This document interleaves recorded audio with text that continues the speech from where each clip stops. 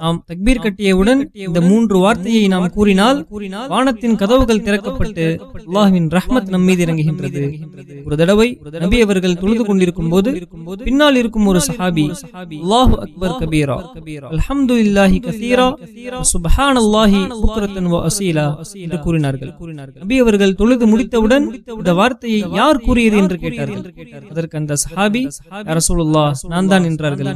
நபி அவர்கள் ஆச்சரியப்பட்டு சந்தோஷத்தில் நீங்கள் கூறிய இந்த வார்த்தையால் வானத்தின் கதவுகள் திறக்கப்பட்டு அல்லாஹ்வின் ரஹ்மத் இறங்குகின்றது என்று கூறினார்கள். அல்லாஹு அக்பர்.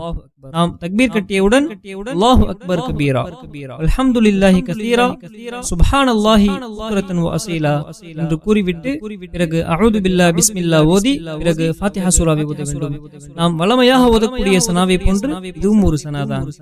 நாமும் இதை ஓதி மற்றவர்களுக்கும் பகிர்வோம்.